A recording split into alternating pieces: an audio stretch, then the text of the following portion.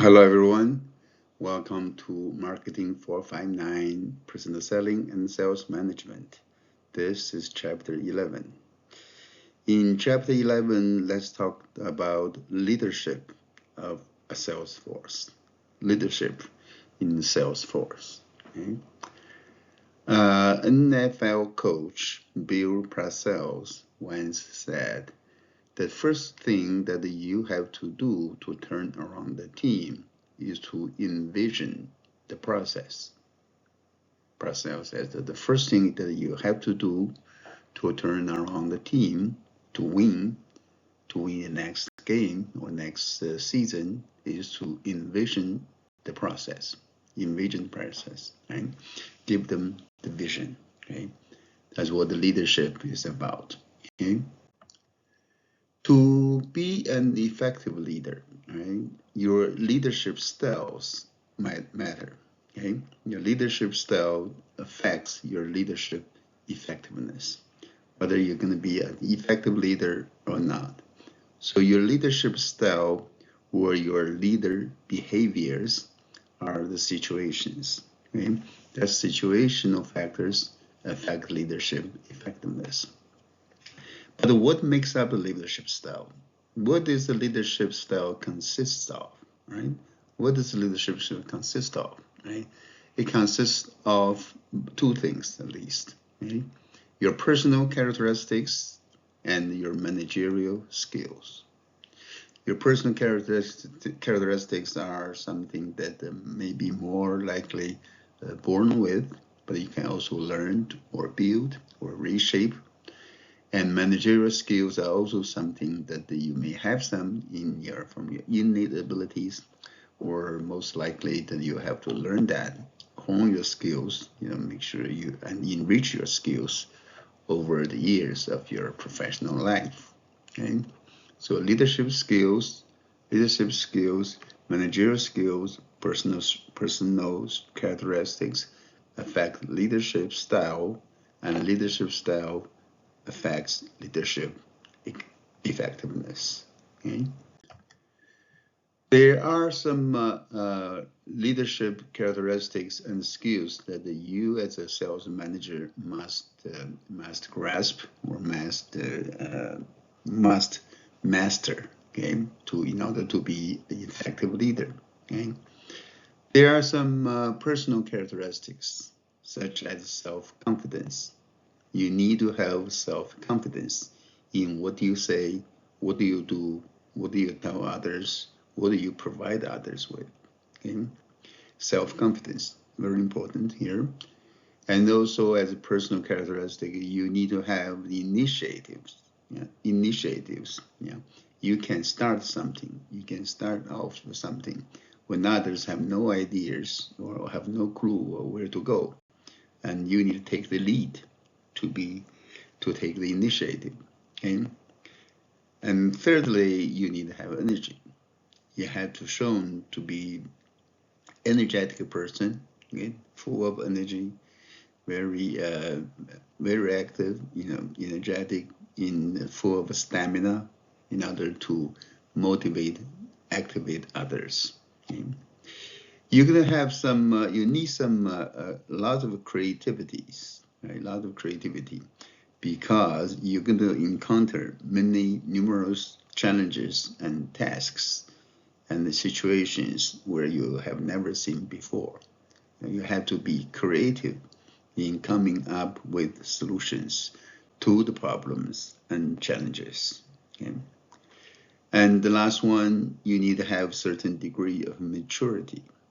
That is, you're a seasoned professionals, seasoned managers, knowing how to handle things, properly, and deal with things properly, deal with different kind of people and situations properly. Okay? You need to be mature. Okay? These are self-confidence, initiative, energy, creativity, and maturity are the personal characteristics a good, effective sales manager should have. Okay? But you also need to have enough managerial skills, good managerial skills. First one, the problem-solving skills. problem-solving skills. When you encounter a problem, when you come across a problem, your salesperson are looking upon you to give the answer, to find a way to solve the problem. Okay? You need to have your experience, your creativity, your energy, and your confidence in offering, a solution to the problem. So you can solve the problem, right? They can count on you to solve the problem. Okay? The second managerial skill is interpersonal skill. Interpersonal skills. You know how to deal with people. Okay? Deal with all kinds of people. You're going to come across all kinds of people. People you may like, you may dislike. People may work easy to work with, or maybe very hard to work with. Right? So you're going to encounter all kinds of people. You have to be able to deal with them, work with them, cooperate with them, and lead them. All kinds of people there. Okay? In order for your managerial tasks to be done, you need to have communication skills, superb communication skills. Oftentimes, misunderstanding, mishaps, or confusions are all because of a lack of good communication. Okay? You need to be an effective, good communicator, good listener, good speaker, and capable of carry out the missions, the contents, and things you want to achieve. So you need to communicate with them. Two-way communication as well. Okay? And lastly, you need to have persuasive skills. You need to be able to persuade people to acknowledge or to be willing to take on the task you ask them to do, or to agree with the solution you provide and carry it out. Okay? So you need to have persuasive skills. Okay? So personal characteristics and managerial skills are both needed to be an effective leader. Okay? There are two types of leadership styles. Two types of leadership styles. Right? One is called the transactional leadership. The other is transformational leadership. Transactional leadership, versus transactional leadership. Okay. What is transactional leadership? Transformational. Transactional versus transformational. Okay. Transactional leadership. Those supervisory activities regarding the day-to-day operation and control of the sales force. Okay. It's about a day-to-day routine operation and control of your sales force. Okay. You just finish the transaction, basically, right? You want them to carry out rules, you carry out missions, carry out activities, sales activities, and you as a leader, you need to clarify the rules to them, what to do, what not to do, what can be done, what cannot be done, right? And you need to provide verbal feedback to them, verbal feedbacks to them, in case something is wrong. Something did not go as scheduled, as planned. Okay, so that's transactional leadership. Okay, clarify the rules and provide verbal feedbacks. Okay, and carry out the day-to-day operation and control the sales force. That's what you do as a transactional leader. Okay. On the other hand, transformational leadership requires, a higher level of skills, right? You transform the basic values, beliefs, and attitudes of followers such that they are willing to perform at levels above and beyond expectations. Okay? You need to give them, transform the values, beliefs, and attitudes, right? So you need to transform them, right? To give them the vision, give them the drive, give them motivation to perform better, okay? At levels above and beyond expectations. Okay? So as a transformational leader, you need to articulate a vision for them, for each and every one of them. Okay? You need to foster group goals. Right? You need to motivate them, mobilize them to work as a team. As a team, have a team goal, and you need to foster that. Okay? Foster that and motivate them to work harder together to achieve that goal, the group goal. Okay? And as a transformational leader, you need to be a leader yourself. You need to play the role model. Okay? You need to be the role model of the team, the entire team. They know where to look for, and what to look up to when there is issue and unusual issue situations with new challenges. Okay, and you should also be able to provide individualized support, individualized support to each and every one of your salesperson. Okay, that's transformational leadership. Okay, you can see transactional leadership is for day-to-day operation. You just tell them the rules, give them the feedback if they break the rule. Okay, transformational leadership, you want to transform the values, belief, and attitudes of them and turn that into a vision, right? You need to articulate a vision, right? You need to boost group morale, and you need to play the leadership role play, and then you give them the support they need. That's transformational leaders, okay? There's some critical leader behaviors for different situations. Okay, let's look at the transactional leader behaviors versus transformational leader behaviors. You can see how they are different. Okay, let's see, for example, different situations. Okay, for a situation where you have a newly hired, inexperienced sales rep, newly hired, first new on the job, inexperienced rep. Okay, a transactional leader will provide them, some basic rules, tell them the rules are, okay, and give them verbal feedback if something goes wrong or not as planned. As to a transformational leader, they will provide a role model. For a role model, show them how to do it. Okay, and they will give them individualized support, to help them out, right, to change the behavior, to do better, to do well. Okay, you see the difference here. Okay, transactional here, transformational here. Okay, for veteran rep, sales rep, if say like for example the veteran rep, they have low performance due to burnout. They have seen enough the secular world. And then what you do as a transactional leader, you just give them feedback, right? To tell them, hey, you're not doing well. That's it, right? That's not good enough, right? For a transformational leader, you need to do what, right? They're burned out, they're veteran, right? They know how to do it. You need to articulate a vision for them, a vision or maybe a new vision for them, okay? You need to foster group goals with them, okay? Tell them you're part of the group, and also provide individual support to them. That's for veteran reps, okay? Veteran reps, okay? In unstable situation or during a crisis, yeah, what would the transactional leader do?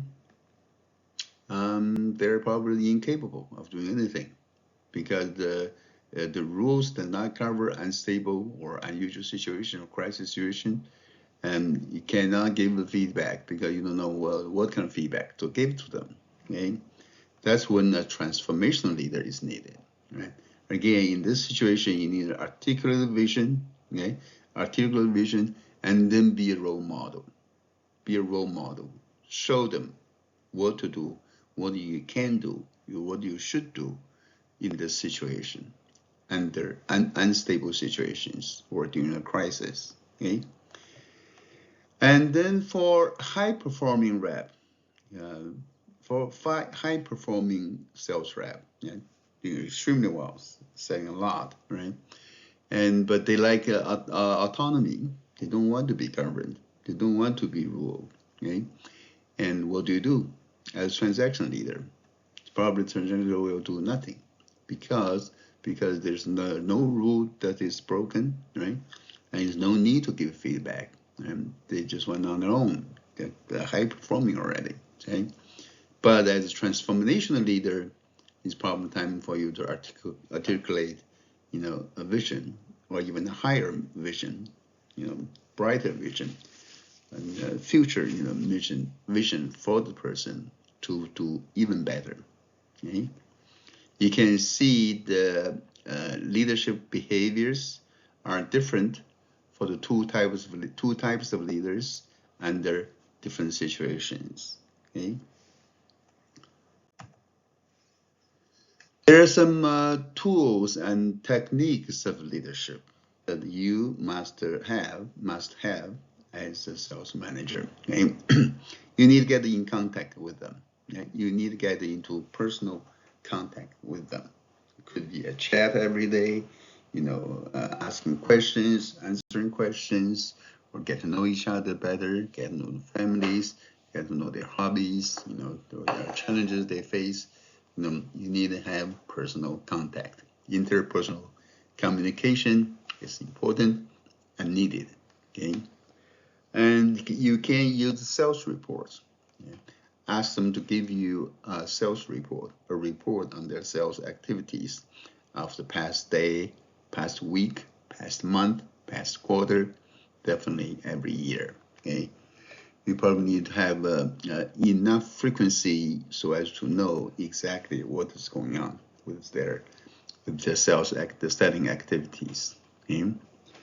And you have to enhance or empower some telecommunications tools. Okay?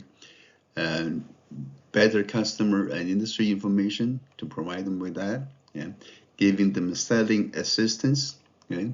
Selling assistance over telecommunication channels, self-support, okay? Give them the reporting responsibilities, and good communications. Okay? Printed aids are important. Sometimes people, especially salespeople, they may not be the latest in high-tech gears, but they want something, solid, something material, something physical in their hands. They want to see it, touch it, feel it. Okay, printed aid is still usable. Okay, have meetings with them. So they can vent. They can tell you the problem they face, the challenge they face, the problem they have, and you can give them the role model, show them the role model. You can show them the support. You can show them that you can articulate the vision and also offer solutions. Okay. And meetings, yeah, that's what you do in meetings with them, right? Either in the one-on-one meeting with one person, sales rep, or with the whole group, a big meeting. Okay? And there are also some indirect supervisory aids, right? Indirect supervisory aids that you can use. Like remember the compensation we talked about? Adjust the compensation plans, right? For the rep, okay? And allocate, manage their territories, or assign or reassign their territories. Okay? Set and re-examine the quotas, the sales quotas for them. Okay? And examine regularly their expense accounts. Okay? Examine the expense account to see if money is spent wisely. Okay? And also use sales analysis procedures to analyze their sales in the different territories, for example, geographical areas, or different type of products, or different type of customers. Okay? So use the sales analysis procedures to understand what they did and help them when needed. Okay? Outcomes of effective leadership. Okay, if you have, if you can manage to be an effective leader, there will be many positive outcomes. Okay, The outcomes are like you can have well-trained salespeople, sales force. A sales force that's well-trained, fully capable. Okay, and you can build trust among salespeople. You can build trust among salespeople. Okay? You're going to have gain some citizenship behaviors from your sales force. Okay? Citizenship behavior, including things like voluntary behaviors important to the success of the company. For example, when one rep gives encouragement to a fellow struggling rep, okay, that's be good citizens. Okay, and then of course you're gonna have a better performance overall for your entire team, entire department, or entire division. Okay. Also, with the effective leadership, you're gonna have good, high sales force morale. The morale will be high. Okay, they're gonna have a sense of a common purpose and the belief among members that group goals can be attained. They have the confidence, they have the morale, they have the confidence, they can achieve the goal, they can achieve the group goal and the individual goals. Okay, so that's important to have to be an effective leader, to have all these positive outcomes. Okay? Job satisfaction, or sometimes it's also called individual morale. Individual morale or job satisfaction. You want every rep, to be satisfied with the job, right? So an individual salesperson's emotional and evaluative feelings toward various dimensions of the job, including their feelings toward their pay, and their promotions opportunities, their job securities, the benefits, and their attitudes, relationship with other co-workers, and the sales manager, okay, or leader. Okay? So they will have those emotional and evaluative feelings towards all different dimensions of the job. So they can feel good about their pay, their promotion, security of job, benefits, co-workers, and boss. They all feel good about them. Then you're gonna have a high individual morale. Okay. And individual salespeople must first each be satisfied with his or her job in order for high group morale to emerge. Okay? Obviously, you have to make sure everyone is motivated, is happy. Then the whole group will be happy and motivated. Okay, so that's job satisfaction or individual morale. Okay? There are some problems encountered in leadership. Okay? As a leader, you will encounter many problems. Okay? The most often occurring problems are poor performance of the rep individually or of the group. Okay? Another one is substance abuse. Yeah, substance abuse, drugs. Drugs. Okay? Drug abuse or other substance abuse, alcohols, okay? And that is problem. Is a big problem. You need to be able to notice that, know that, to take actions to deal with that. You cannot have a drug addict, drug head, expecting them to do well in your group. Okay. Also, cheating on expense accounts. It's a problem. Okay, fairly common, right? Cheating on their expense accounts, right? So you need to be aware of that. You need to examine their expense accounts to prevent that from getting worse and worse, right? Or out of control. Okay, there could be criminal activities going on here. Okay. And they could be engaging in unethical behavior. They could engage in, like cheating, right? Betraying, falsifying, okay? like that. And there's also the third-party sexual harassment issue. Third-party sexual harassment, if not even between your boss, you the manager, and your rep, your subordinates, but involving a third party. That could be your customer or a supplier. Sexual harassment, involving a third party. Okay. Third party harassment, sexual harassment is an issue. It is a big issue. Okay, a big issue. Right? It is a harassment by someone outside of your company. Okay, it's actually quite common in sales field, the field of salespeople, salesmanship.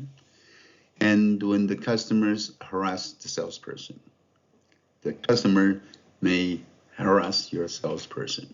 Okay, and you as a sales managers must be proactive in creating an environment that does not tolerate harassment. You are the one responsible, okay? You must be proactive in creating an environment that does not tolerate sexual harassment, okay? The selling firm is liable if the sales manager should have known about it, okay, but not taking action to deal with it. So be very careful with that, okay? I think that's all I have for this chapter, right? Thank you. I'll see you next time. Goodbye.